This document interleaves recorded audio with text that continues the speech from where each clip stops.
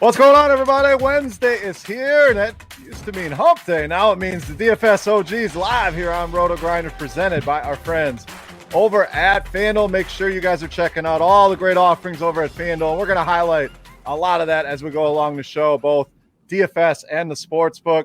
I am your host, as always, Beer, joined by my boys, my fellow OGs, Notorious and HeadChopper, coming off I want to say a lackluster all-star game. I mean, the home run derby was kind of fun, kind of a low-scoring game there in Coors Field last night. But, Noto, enjoying your all-star break? Now, I know you got a lot of golf prep that you're doing, so not much of a break for you, but how we doing, buddy? Man, I've enjoyed an entire season of break from baseball. I haven't had to do content this year, so, right now it's smooth sailing for me, a lot of golf content, a little bit of NBA content here and there. But, home run derby, always a good time. I think it's the best all-star festivity out there right now. That used to be the dunk contest to me, and now it's just gets watered down. You got guys you never heard of in the damn thing. So I agree. I like the home run derby. Chop, uneventful all-star game last night. I know you stepped away and took some days off. How we doing, buddy?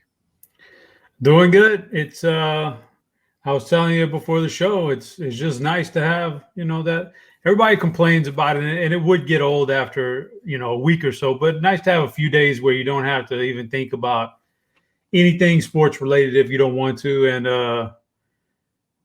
for me, I had my list of here's what I'm going to do, man. I got these days off.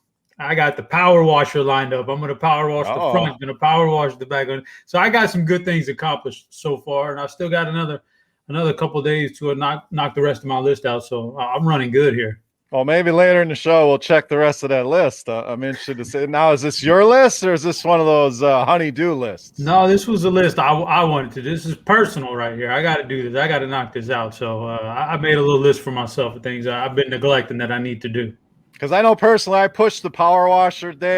That turns into a whole day. Once I start doing the deck, I mean, you're talking 8, 10, 12 hours of just going to town with the power washer. Because the thing about that power washer is once you connect it all up, boy, you don't want to disconnect it, then have to do all that all over again. So you might as well just knock out the whole thing when you get going, right? So I connected mine up, did the front, got a little worn out. I just left everything out and just left it all connected up, just turned the water off and the power off, and I went after it the next day to finish up the job. But I get you. Once you get that thing going, it's hard to stop because you see in the progress too. There's something that's really rewarding about being able to see the progress of what you're doing, man. Like you see the little lines peeling off all the mold or whatever it is. So it's pretty good stuff. Oh yeah, I'm board by board on the deck, and you can see it. Like, okay, that board's looking good, and you go to the next one. And a couple years ago, I'm doing the deck, and you guys know I'm a flip flop guy, and it's water, it's hot out, so I'm going barefoot basically. I tell you what, I clipped my toe with the damn power washer spray. It cut through it like a knife. Like my toe's bleeding all over the damn deck. So word of caution, don't try to do a power washing barefoot. At least don't power wash your own damn foot in the process. But we will talk more home improvement tips here along the way as we go. Try to keep you guys out of the ER. But the plan for today, we'll recap the All-Star game. We'll kind of take a look ahead to the second half of the baseball season, give you some of our favorite bets, futures bets that we see in the FanDuel Sportsbook. We will take a look at Game 4 in the NBA here tonight as well. Big showdown here with Phoenix and Milwaukee. We saw the Bucks get back in the series, big win in Game 3. So we'll take a look and see what edges we can find, both betting-wise and DFS-wise. And, of course, big golf tournament this weekend. So Derek is going to give us some of his favorite plays, favorite bets for the golf tournament. Is it the Open Championship? Seems like you can't call it the British Open anymore, Derek. What's the official lingo here now for this tournament? Yeah, British Open's off the table. Got to be the Open Championship. I don't know why, but it's the Open. Open Championship it is. So we will talk that as well. And, of course, mix in some life stuff. Again, make sure you guys are checking out FanDuel.com, Sportsbook, DFS, Casino, everything right at your fingertips. And we'll kind of highlight some of their big tournaments here along the way. So, guys, let's start with baseball. We kind of hit on it. Big home run derby. We saw Pete Alonso defend his home run crown. Pretty entertaining there. I thought Trey Mancini, who was the biggest underdog in the field, I believe, really made a run at it, thought he was going to take it down. Alonso goes nuts there in the last few minutes, so he takes that down. Then the All-Star game, mentioned it, kind of ho-hum. Vladimir Guerrero hit an absolute bomb, almost destroyed and decapitated Max Scherzer on that one. So he was the MVP of the game. So, Derek, thoughts on the All-Star weekend? Thoughts going forward here with baseball? I know you said you're kind of not doing content for baseball, but are you seeing anything here in the betting markets in the FanDuel Sportsbook? Any teams that you think can make a run here? Just quick thoughts here on the weekend and looking forward here in MLB. Yeah, very much watching from afar this year. So I don't have any strong takes for you. I was hoping you guys would give me some bets and I could make them on my end. There you go. Chop, let's go over to you. Baseball. So your thoughts on the weekend, thoughts on the All-Star game. Is this an event you sit down, you watch it all? Is it just kind of on in the background? Like, where are you at here with the All-Star game? Because not my favorite All-Star game, I'll tell you that. I think the NBA All-Star game to me is the most entertaining of the actual All-Star games. I was most All-Star games for me are just on in the background. They're just not, there's just not, if there were stakes, on them, then it'd be different, but it's just an exhibition. So most All-Star games are in the background. In the NBA, I will sit down and watch a little bit. Do enjoy that a little bit more than the others. Home Run Derby was awesome. I'm not gonna. I pegged Pete Alonso, man. Like, this is weird stuff right here, but I started reading about batting practice, the pitchers they were going to use, each one of these guys. So I was like, man, there's a little edge here, man. And I was like, well, Soto, I read he was going to do a lefty on lefty bat. And I was like, oh, I don't like, mark him off the list. And you got, another guy had a catcher, a former catcher throwing in BP. I was like, I don't know if that's going to be good. Let's mark him off the list. But got down to Alonso. He checked all the boxes, man. Then I heard his interview before the contest and how he had a game plan. And he wasn't like, I was like, oh, this guy's going to smash the field. So I hit on my Alonso props, man. So I was good with that one.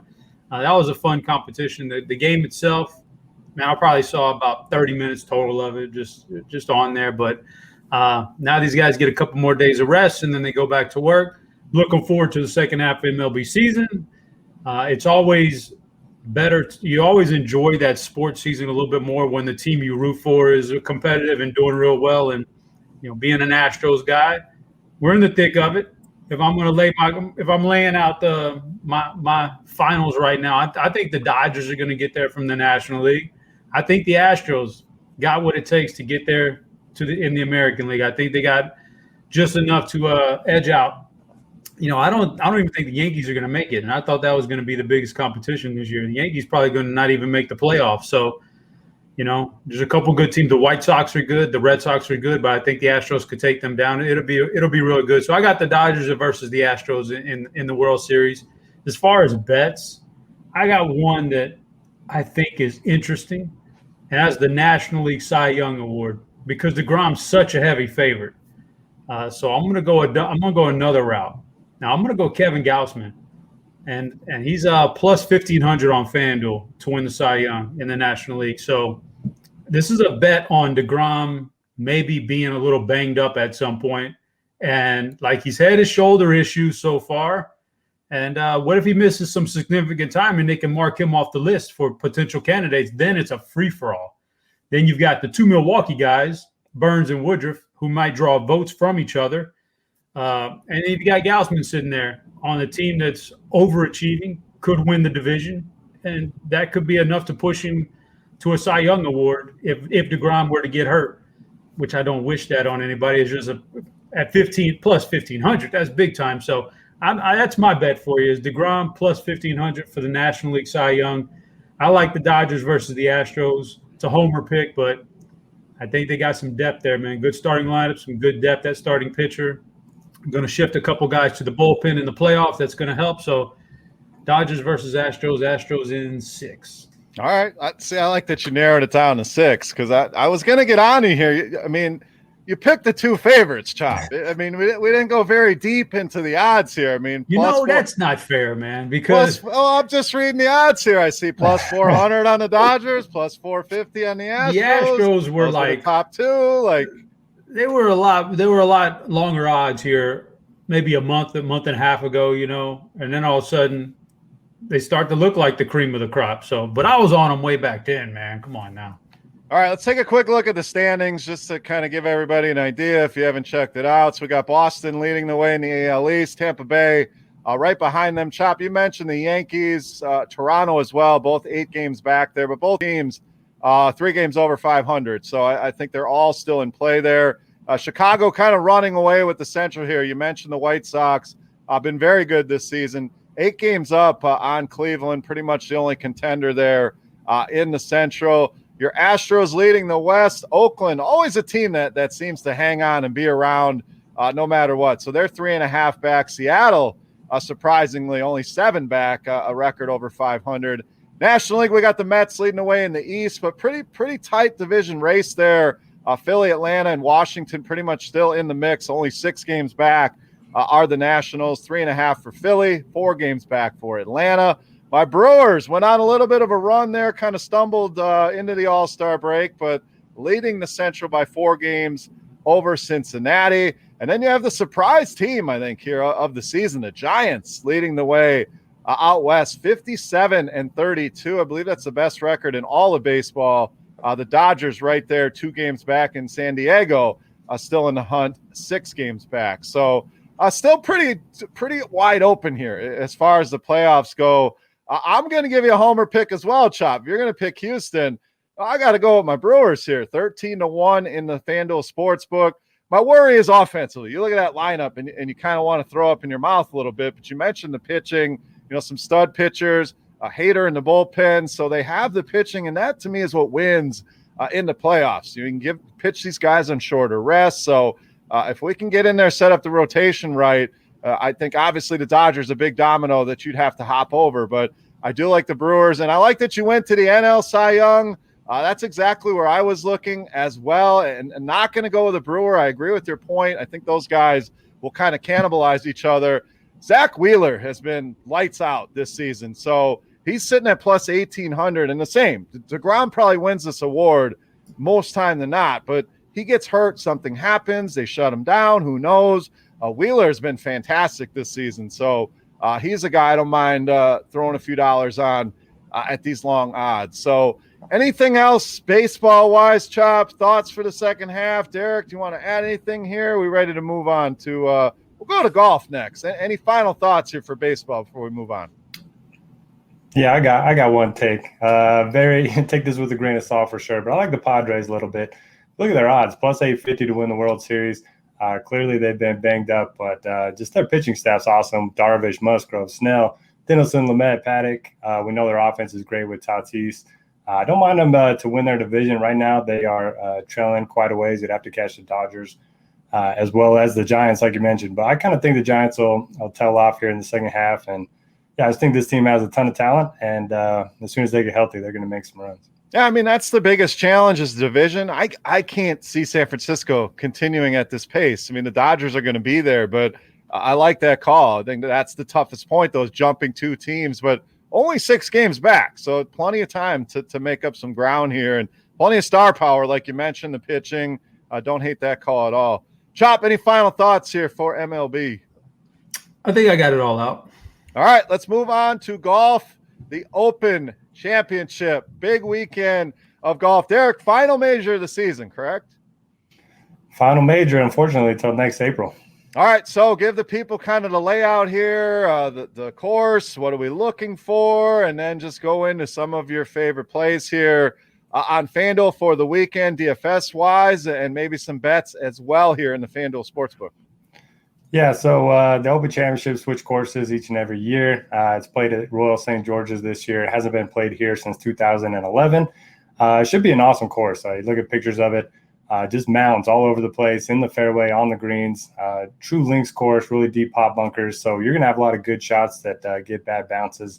And it's going to be pretty windy, at least on Thursday and Friday. So I think it's going to be pretty tough. I think it should be awesome. It actually starts at 11:30 my time, so 1:30 a.m. Eastern time. So if you're listening to this on Wednesday night, make sure to lock your lineups before you go to sleep because you'll wake up and be tilting already. But, yeah, it should be fun. As far as the stuff I'm looking for, I actually wrote a betting trends article based on the past Open Championship winners. The last 10 have had a win or 2 top 5s in their last 10. The last 10 have had at least 3 Open starts. They weren't repeat champions. They had a top 11 at the Open. They were inside the top 55 in the official World Golf rankings, and they teed it up the week before. So that leaves us with 4 guys, Rory McIlroy, Justin Thomas, John Rahm, Ian Poulter. John Rahm, overwhelming favorite this week. If you look at the numbers on the FanDuel Sportsbook, 8-1. That's actually one of the better numbers that you'll find out there. But that's too short for me in terms of a golf outright. But I like Rory at 22-1. I don't mind that. JT's at 18-1. And then Ian Poulter, kind of my long shot pick for the week, is sitting at, what is he at? Well, 7,000. 7,000. So that was at 110 earlier in the week when I got it. But still, I like that, 70-1. And then my other long shot is Stuart Sink, old man Sink. He's already won twice. He's won 30-1. He has an Open Championship win in his career. So I like him as a really long shot. And you can also bet him, top 5, top 10. You don't have to just take the super long outrights. As far as DFS goes, it's hard not to start lineups with Rahm. I think the last time we talked about an event, it was the Rocket Mortgage, and we said you can't make a lineup without Bryson. And then him and his caddy ended up getting in a fight. The caddy quit, and he missed the cut. So I suppose there are scenarios where Rahm's not up there, but he almost won the Memorial where he had to withdraw due to COVID, and then he won the U.S. Open. Probably should have won last week at the Scottish Open as well. So he's in incredible form. I like him quite a bit. And you just want me to keep rambling on? Oh, I want to ask you how many damn people are in this thing, because I'm scanning through the odds and I don't seem to ever get to the end of the page here. So how many golfers are we talking? I think a lot of people, what does the cut look like? A lot of people are always wondering, you want to get all your golfers through the cut. Sometimes people aren't clear what the cut is. I think it's different in a lot of different tournaments. So maybe lay that out for the people just so when they're watching, I know it changes and fluctuates as you go, but how does the cut work on this tournament? Yeah, so 156 golfers in the field. So, quite a few, one of the bigger fields you'll see all year. Top 70 in ties make the cut. Typical PGA Tour tournament is top 65 in ties. So you'll see a few more golfers make the cut depending on what the number ends up being.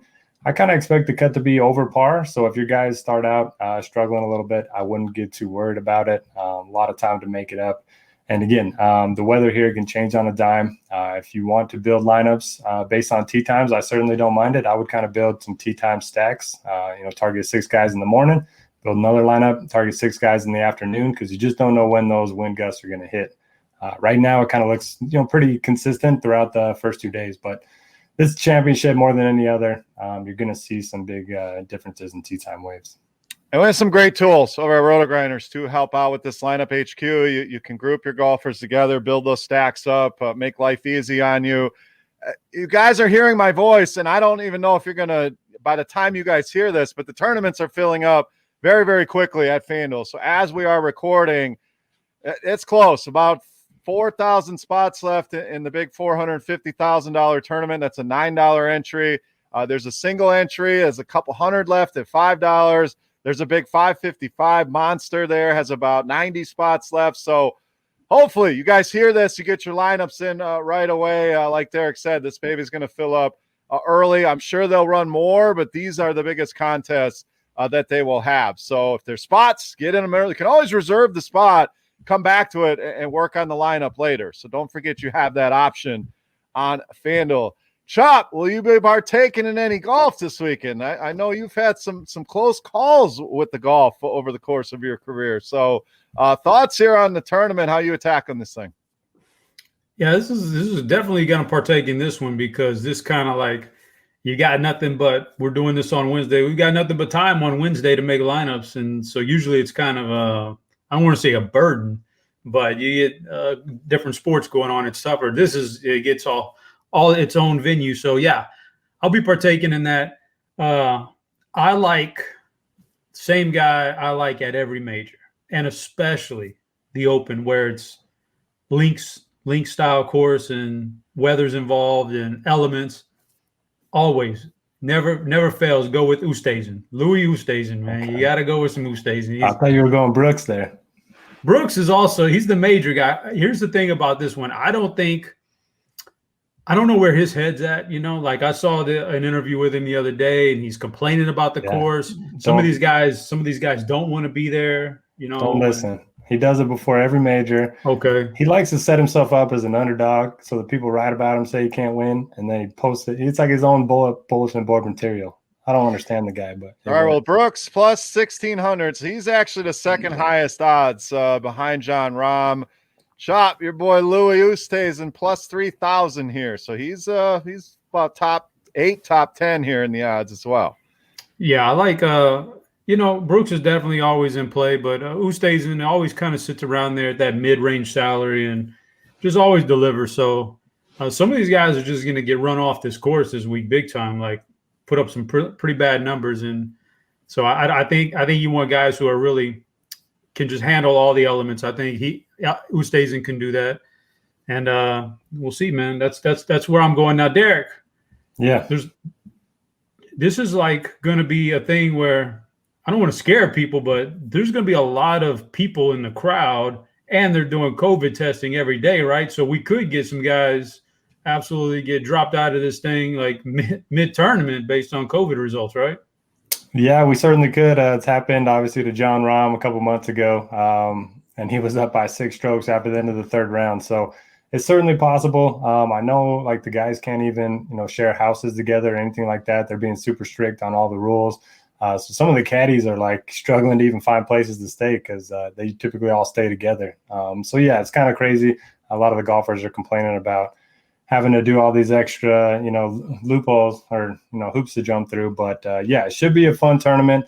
Does that factor into your projections, man? I mean, I don't have a COVID projection in there, but it's something to watch out for. I mean, if anything, just don't go like 100% on one golfer. Well, yeah, there's some guys though. You gotta like, they're going to be testing mid-tournament. Well, I can't have DJ because DJ is going to be out there on Saturday night looking for his hookup, and like, you never know. So yeah, some of these guys kind of raise a red flag, but I don't know, man. Fell down the stairs. It's still one of my favorite stories. So Derek, you're telling me Brooks and Bryson won't be sharing a house this week here at the Open?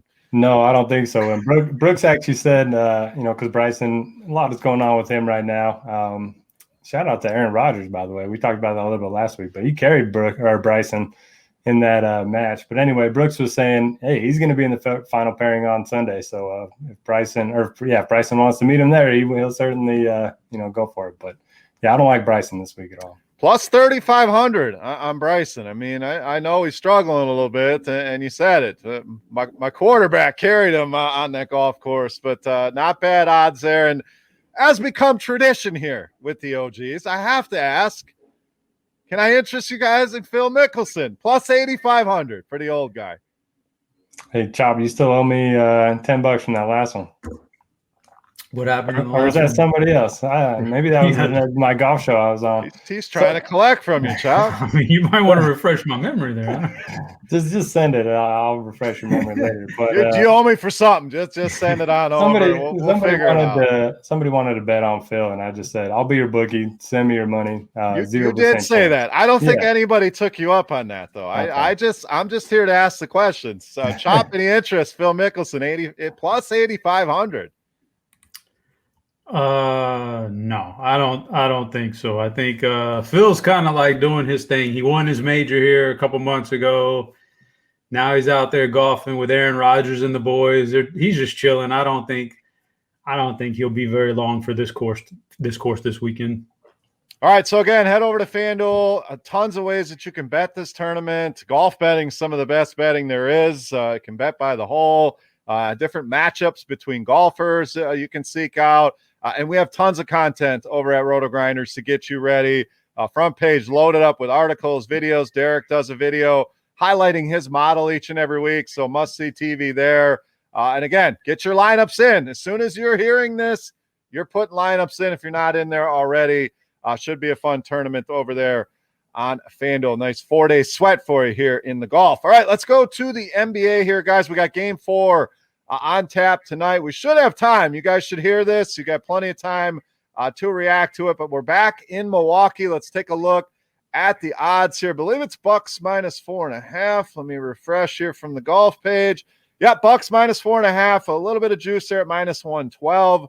Total at 221 here in the FanDuel Sportsbook. And I don't know that we've brought this up. Maybe we have, but the same game parlays over there are a lot of fun. Putting together a bunch of different things. I know parlays, not the way to go. You can lose some money on parlays, but it's one of those you can win some money if you put the right things together. And you can put scoring, rebounding, three-pointers. You can mix it with the spread, the total of the game. Just a ton of different ways to do it. So very innovative. Make sure you guys go and check that out. A lot of fun there with the same game parlays. But Chop, let's start with you here in the NBA tonight. We saw Milwaukee respond, get it done at home.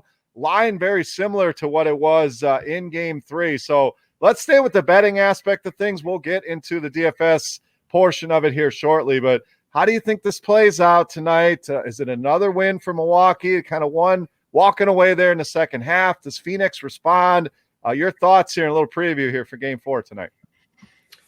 It's an interesting dynamic because Phoenix has had some really good killer instinct in these playoffs. They were swept the Nuggets. He could have given up a game to the Nuggets there in Game 3 or 4 and still coasted, but they swept them, got them out of there. First series, they smelled blood with no Anthony Davis, and they pounded the Lakers off the court. Then they went out there and took care of that last game against the Clippers. So they've shown some good killer instinct, but I think tonight I'm going Milwaukee. I like Milwaukee I think that these two teams are really, really close, like really even. And so I think the deciding factor in these games is going to be home court advantage. Milwaukee obviously plays better at home, but role players typically play better. But in this case, Middleton plays a lot better at home. He's going to get it done. And I'll give you a bet. The bet I like is not necessarily for tonight, but the bet I like is Milwaukee +1.5, -134 right now in this series. So that means if Milwaukee wins this series, we win that bet. If this thing goes 7 games, you win that bet. I think this thing's going 7 games. Now, Phoenix, like I said, killer instinct, but I don't think they get it done tonight. I think this thing's going 7 games. I think the home team's just going to keep winning back and forth until Game 7. Then it'll be a toss-up. So I'm going Milwaukee +1.5 for the series. I think they're going to push this thing at least 7 games, if not win this thing outright. All right, and there's a lot of ways that you can bet. If you think it's going 7, I mean, you could take the Bucks +200, Phoenix sitting at -270. That's just to win the series. But if you think Bucks in 7, +460 on a 4-3 Bucks series win. So even if Phoenix wins at 4-3, +240 on that. So some nice odds there. You mentioned the spread. There's also just to go 7 games +120 here in the sports book. So a lot of different avenues that you could take. I'm with you here, and I'm trying to leave my homerism out of it, but you nailed it. This is a much better team at home. The energy of that crowd can really feed you and thrive. And Middleton, Holiday, both play better at home. Giannis has been a beast. You're seeing guys step up. Last game it was Bobby Portis. Connaughton's had his moments where he stepped up. So I just think the crowd, the electricity, the atmosphere, I think they do even this thing out, and I think they win once again by double digits in this game. So I don't mind the 4.5 in this one. Total seems right about where it should be. Don't really want to mess with that. Both teams can really clamp it down defensively, but I agree. I think betting on the Bucks right now, you're getting good value on that. Can they go on the road, though? I know we're assuming a win here. Need to even this up. If it's 3-1, they go back to Phoenix, they're going to be in trouble. So really a big spot here for Milwaukee, and I think they respond once again here tonight. So, Derek, thoughts on the betting markets here, on the series? Anything that's really standing out in your eyes here tonight? Yeah, there's been a common theme throughout our shows over the years. When us three agree on something, that hits pretty often. I think in the NFL, I can't remember what it was last year, but pretty good, pretty profitable when all three of us agree. So I do like Milwaukee as well. You guys mentioned the home teams had the edge each of the first 3 games. We haven't had a close game either. It's been decided by 13, 10, and 20 points so far. And you mentioned it, the home crowd. I think Holiday and Middleton are both going to play better. They both shot the ball really poorly so far in this series. So, yeah, I like them to cover the spread. I like the over in the game as well. Each of the last 2 games were projected to go over until the fourth quarter, and they both turned into blowouts. both the benches ended up clearing. And then, you know what happens when you get a bunch of scrubs out there, they just don't put up points. So I like the over. I like the Bucks. And then as far as series props go, I love chops plus 1.5 on the Bucks. I do think this goes 7. I also don't mind just betting, 7 games at plus 120. And then, Bucks 4-3. That's certainly interesting. I get the feeling that we're going to see the home team win the first 6, and then it's kind of just all up for grabs in game 7. Yeah, I like that 4-3. I mean, you're getting good odds on that. I mean, obviously we need a win tonight or it makes that road a lot more difficult, but pretty nice price on that. So let's transition to DFS here tonight. We know FanDuel doing a big once again here for game 4. We have a $750,000 Wednesday NBA game 4 final shot. So $9.99 entry on that. There's also a $200,000 tournament with a lesser buy-in at just $4.44. And we know there's bigger buy-ins, $44, a $333. Tons of satellites as well. I'm seeing some NFL satellites in the lobby, which gets me excited. NFL season right around the corner. And, of course, we will be back with our weekly breakdowns during the NFL season, game by game, looking at some of the best fantasy plays and some of our favorite bets each and every week. But tonight, DFS-wise, Derek, let's stay with you. FanDuel, we know that Giannis has been a monster. We know that he has the highest ceiling of anybody on the slate. We know the projections have Giannis far and away the leader here in fantasy points production for tonight. Can we possibly make a lineup without Giannis in the MVP? If yes, who is that guy that goes in the MVP? If no, how do we get different from everybody else in this tournament? We've talked about this many a times. Tons and tons of entries here. We're talking almost 90,000 entries with a lot of them using Giannis in that spot. So if he is going to be in your MVP spot, how do we make things different? Who are some guys that you maybe want to bump up into those top 3 spots? So obviously there's a very small chance that he gets into foul trouble or that re-injures his knee, whatever it may be. But Giannis is by far my favorite MVP. It's hard not to start lineups with him.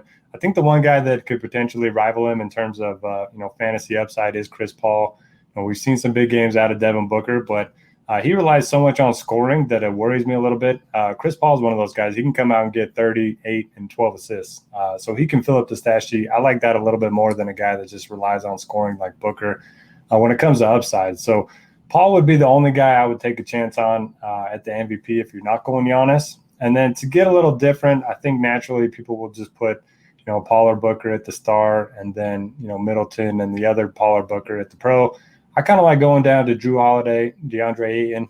Ayton was on pace for 40 minutes last game, picked up his 3rd foul with like 20 seconds to go in the 2nd quarter, picked up his 4th foul right in the start of the 3rd quarter, and then picked up his 5th foul right when he got back in. So he's been a monster during the playoffs. He's been, 22 and 19 in the first game. He's a guy that can get a lot of blocks and steals. We know they're worth more on FanDuel. So I like Ayton quite a bit. Holiday just hasn't shot the ball well. We saw him, kind of come alive against the Hawks. So maybe some home cooking can get him going a little bit. And then my sleeper for the utility is going to be PJ Tucker, a guy that we've known for many years. 35 minutes and 3 fantasy points is something that we've become accustomed to. But he's out there. He's quietly scored double-digit fantasy points in 11 straight. So you're not getting, 6 or 7 fantasy points out of him. And he's going to get some open shots. So if he knocks him down, I think he could end up in the optimal. Yeah, we're on the same page here. Tucker, we don't need to spend much time on. He's cheap, plays a lot of minutes. I agree with you. Can he hit a few of those corner threes, not hit the side of the backboard? He should be fine. But he's in there mixing it up. So always a candidate for some rebounds, some steals. And playing that many minutes, we would hope he can get to 20 fantasy points. So I know he's not hit many ceilings, but I agree there. Love the Ayton call. I mean, this guy is put up a ton of numbers in just 24 minutes. We've seen him dominant in the series. We know Brook Lopez, not a guy that's going to bang and get involved down low. So Ayton should be able to gobble up the rebounds if he can stay out of foul trouble. Speaking of Brook Lopez, don't hate him either here tonight. I think a lot of people are going to go away from him. We saw Bobby Portis step in, play more of a role when they wanted to go smaller. We'll see if that continues tonight. It's a little bit of a worry that it worked. Maybe they stick with it. Maybe we get more Bobby Portis, but not expecting a lot of ownership tonight on Brook Lopez. We know he can have some big games as well. And I echo your thoughts on Chris Paul as well. I mean, he can get it done a lot of different ways, triple-double upside that Booker doesn't have. So I like Ayton and Paul a little bit more than Devin Booker tonight. He's got to score 40 points to really be the optimal guy. And I think Ayton, out of all the big six, probably the less owned of everybody, especially coming off that last game. People may be scared away. So moving him into a multiplier spot, I think could be a way to get different there with DeAndre Ayton. If you are going Giannis, if you're going MVP, I agree. I don't see how it can't be Giannis or Chris Paul. We've seen Drew Holiday have some good upside, so he could be an option in one of those top two spots. But really like DeAndre Ayton. He's the guy I'm kind of planting my flag on here tonight to have a big game. All right, Chop, let's go over to you. Same questions. We know Giannis is going to be very popular in that captain build. Can you do it without him? If so, who are some of your MVP spot guys you're throwing in there? If you are using Giannis, how are you getting different from 90,000 people tonight? Yeah, I think you probably got to use him on FanDuel. Pains me to say you got to eat that chalk, but I think you do, because that first game, the only guy that even rivaled him in any of these games was just game one, and now it's just Chris Paul. Other than that, he's been by far easily the leading scorer in these games. I don't expect it to change tonight, so you're not going to win if he does even remotely what he should, and nobody else has this incredible game. So I think he's the guy, but you can get different in the other spots. I'm kind of the same boat as you guys, is what I was thinking coming into this was Drew Holiday and DeAndre Ayton. Maybe I can just get rid of Middleton out of my thing, get rid of Booker, get rid of CP3, because you don't have all that salary anyway. Let me just play Drew and Ayton in those next two spots, and I could even do another team where I flip-flop them. Ayton, even with that foul trouble in only 24 minutes of last game, put up 18 and 9. Like he's been unstoppable this series when he's been on the court. So let's just assume they got a smart coach over there. They figure some things out, get him freed up some more, and then he puts up another big game and a little bit lower ownership. And then Drew Holiday is my pick for Milwaukee to click next to Giannis tonight. So and then that leaves you with enough money to play around with those last two spots, shift and shuffle through some guys, because you just never know if it is Tucker or if it is Cam Johnson, or maybe it's the Bobby Portis. Maybe we get Brook Lopez into foul trouble and Bobby Portis is the guy, and you can afford him. And so I'd shuffle around those last two spots. But I think my core would be Giannis up top. That'd be a lock button. MVP Giannis. And I'm flip-flopping Drew and Ayton a couple different ways, and then shuffling through some of your second and third players, like secondary players like that, and hope you get lucky and hit the nuts. Chop, is there anybody that we can throw in one of these spots that's not the big six? And obviously we're talking Giannis, Middleton, Holiday. We're talking Chris Paul, Devin Booker, DeAndre Ayton. We've seen Lopez have some decent games. We've seen Jay Crowder play very well finally these last couple games. Is that just getting too cute with not putting one of these six in those top three spots? Or is there somebody we could slide in there that you feel okay about? I wouldn't feel good about anybody in if I'm leaving, bumping them for one of those tops. I wouldn't feel good about it.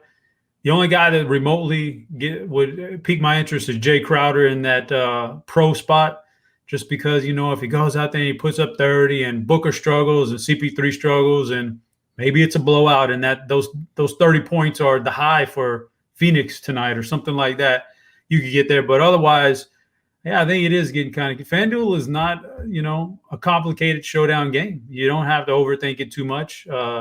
I think that the difference between, tying a lot of people and then, tying very few people is just the simple flipping of your pro and star spot, and that could get you there and do it. And then pairing that up with, a really weird play, in your utility spot that might get, like, I don't know, maybe Jeff Teague scores you 12 points tonight, but that 12 points is enough combined with the salary he frees up to get you a really, like a Mikal Bridges or something, whatever. I haven't done the salary cap yet, but something like that, and that gets you there. So it should be a little bit unique in those other spots, but you don't want to tamper too much outside of that top six with the MVP star and pro spot.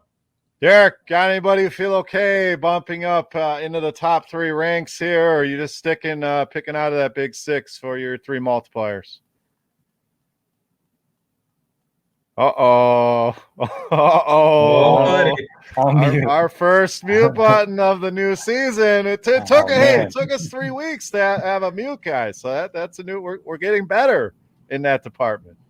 Oh man, yeah, you guys were just talking so long. I just had to sitting on mute there for a while. But you looked passionate too. You were bringing it on mute. I mean, if you're not watching the video, Derek had some killer insights. So let's see if he can bring it here again now. Yeah, I was just going to say, large field tournaments, you're concerned about, 1, building good lineups, 2, trying to get unique. If you don't use one of those first 6 in your MVP, Pro, or Star, you're going to get unique, but it's not going to be a good lineup. So I don't think I could do it. I do think Tucker is going to be my favorite kind of off the radar guy. But, yeah, I kind of like the idea of putting Giannis at MVP, following it up with 2 Suns in the next 2. Just because, you hope Giannis does everything for the Bucks, and so that's going to, put him at the MVP. And then if it's a close game, you kind of want those next 2 guys from the Suns. So I kind of like the idea of doing that if you're not going Drew. Yeah, I think a lot of people are Bucks are going to win. They're the favorite. I got to have 2 Bucks up here. So that could be another way to, it's really hard to get different here, but just get a little different where you're not splitting it with 2,000 people. Maybe it's, a handful of people, and, that number looks a lot better at the end of the night. So, should be another fun game here tonight. Again, make sure you guys get those entries in. You can always reserve them, come back to them later. But hopefully, if one of us isn't talking, show it on win. One of you guys take it down. So best of luck to everybody in the NBA tonight over on FanDuel. All right, we got a few minutes left. So we always like to mix in some life stuff, some non-sports stuff. If you guys have been with us over the years, we know we like to have a good time here on the show. If you're new, welcome. We'll want to make it a little bit more lighthearted. We want to bring you the analysis and all that, of course. But let's talk it's summertime, so we've had some time to sit around. And, we don't all have a to-do list like Chop. Some of us, want to sit back and watch some shows, some movies. So, guys, any advice for the people? Any shows that you want to recommend for the people? We know we have Netflix. We have Hulu. We have Disney Plus. We got Apple TV now. We got stuff everywhere, all different shows, movies coming out of left and right. So, Derek, any good recommendations here that you've seen for the people? It could be an old show, some of your favorite stuff, something new you're watching. Give the people some stuff to watch here while we got these summer days. We can just hang out and watch TV, Netflix and chill, as the kids like to say. Yeah, let me make sure I'm not on mute. All right. So I'm excited for this segment because I'm always looking for new shows. I'm constantly Googling like top shows, whatever. So I recently watched Loki on Disney Plus. That was awesome. I'm not a big Marvel guy, but that was a pretty cool show. I recently watched Schitt's Creek. I didn't think I would like it, but I thought that was a very good show. I watched Big Brother. Can't believe you guys don't like Big Brother. And then the show I'm watching right now is called The Expanse on Amazon. It's a space show. I don't know if you guys like alien shows, that kind of stuff in the future. It's pretty cool. There's 5 seasons. I'm on the 4th season right now. I've breezed through them pretty quickly. So I'm excited to hear what you guys have to offer. No, I saw it. You said Schitt's Creek. Chop nodded along. I tried. I don't know that if I've not gotten far enough into the show yet, if I'm just, and I'm usually, that's my kind of humor. I mean, I just want to sit there and have a good laugh, and I'm just not getting there in Schitt's Creek. So, Chop, you got to sell me on this, or I gave up. I'm probably a season and a half in, and man, if you're a season and a half in and it's not and the humor's not jumping out to you, then it's probably not for you. You move on. You don't want the old television show fallacy where you just keep chasing episode, and then all of a sudden you're pot committed after 4 seasons and you got to write it. No, if you don't like it after 1.5, that's the humor it brings. I like it. I'm on season 4 right now. We're whipping through we just started 2 weeks ago. We're whipping through 2-3 episodes a night, me and my wife. So I think it's funny. It's got good humor. It's well acted. The guys who are in there are doing their job real well. So I like Schitt's Creek. We're on that one right now. I just started Ted Lasso. Oof. Heard that's good. So good.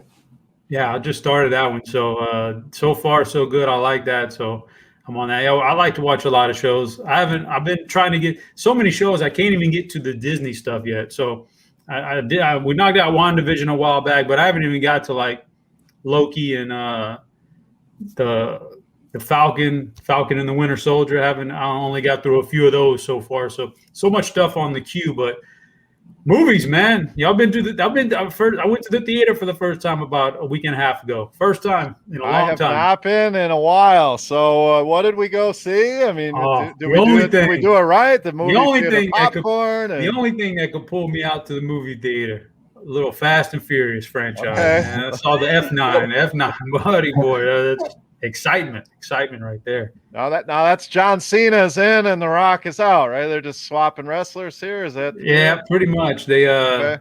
Cena's in this one. The Rock had to take a break. He'll be back though for some of the future stuff. But again, yeah, I mean, I know, I get it. I'm not going to name names, but there are some guys who, that's so corny. They can't really jump cars, and they want this Academy Award, boring stuff. I get it.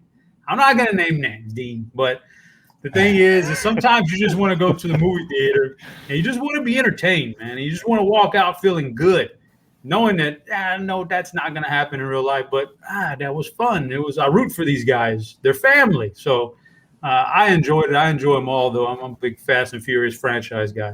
Are 90% of movies not a little bit creative, a little bit out there? Like maybe that number's even too low. So I don't know what the expectations are here, Dean, but I stopped at, you said F9, so I'll call it F2. I think F2 is as far as I got. Derek, are you up to 9 here, or are you more down at my end, down at F2?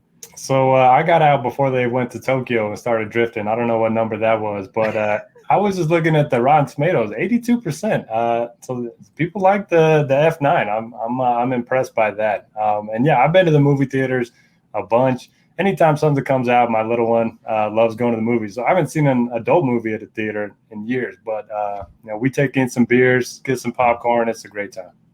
So I'm waiting on a lot of my shows to come back. Some of my favorites that are on pause right now: Ozark on Netflix, to me, must-see TV.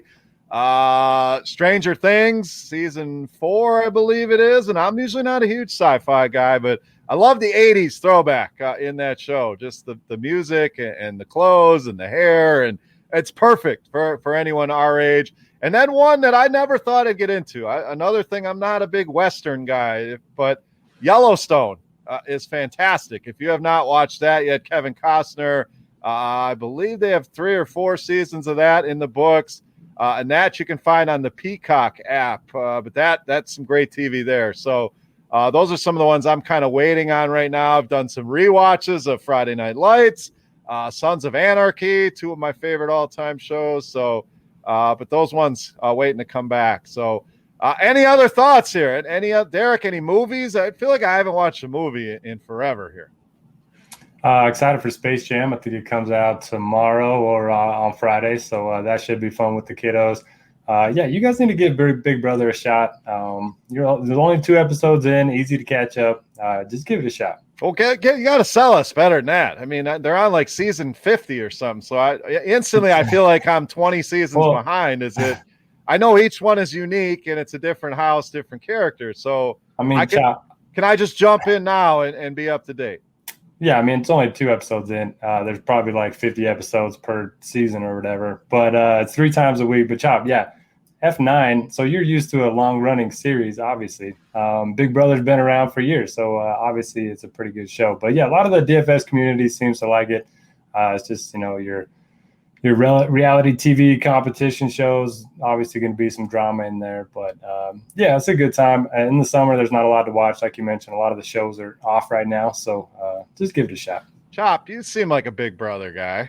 I'm shocked that you don't watch this. I've watched Big Brother in the past. I remember Mike Boogie. I remember back in the day. I was watching them back in the day. Then your taste maybe evolves a little bit, and you lose it a little bit. And I haven't watched it in a long time. I could definitely get back into it, but like I just said, there's so much stuff already in the queue, ready to be watched. Like you only got so many hours in the day, so he's got to have to wait in the queue, man. But there's so much stuff to watch, and as far as reality television, I'm a MTV The Challenge guy. That's my reality television competition right there. That's what I like. So And I've never gotten into so many you mentioned DFS guys who watch some of this stuff. Some of these guys are really into The Bachelor. I just can't get into that. I just can't do it. So I can't do that. But if I'm going to watch a reality television competition, it's going to be the challenge, season in and season out. That's definitely one of the things I'll watch. I'm with you on The Bachelor in the fact that I can't. So I'll be watching some, and then it comes on, whatever I was watching the news, and it's on for about 2 minutes, and I'm like, this is just what people watch this? I don't get it. So listen, you know what, people like this feeling, but I don't like this feeling, that cringe-worthy stuff. I can't stand the cringe-worthy moments. Can't do it, so I don't get into that.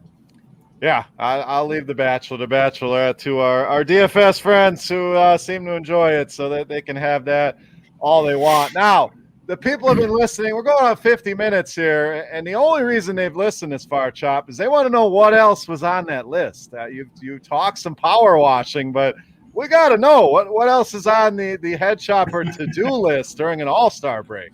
I mean, it wasn't that much. I just wrote down, okay, I wanted to mow the yard. So I got the yard work done here the other day, knocked that out.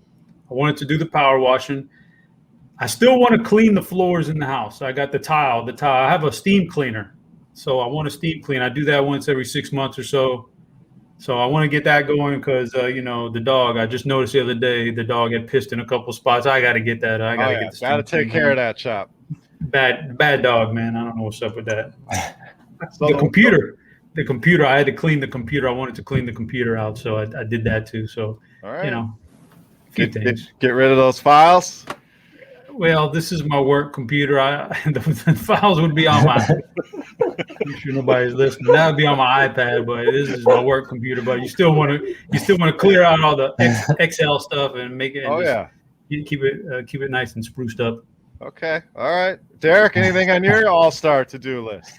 Oh, no, but I am a big fan of lists. If there's like 5 things I need to get done and I don't make a list, I'll forget 3 of them and we'll only do one of them. But there's something satisfying about either crossing it off the pen or if it's on your phone, just deleting it off your list. There's something real satisfying about that. I'm definitely a list guy as well. If it's not on a list, it's not happening. So there's too many things going on. You better write it down if you want anything done, anything from the store, anything, whatever it may be, you better write it down in this house or it's not happening. So, well, that will do us for this week. We appreciate you guys tuning in. If you enjoy the show, all we ask, go leave a review for the show on whatever podcast forum you listen to on YouTube.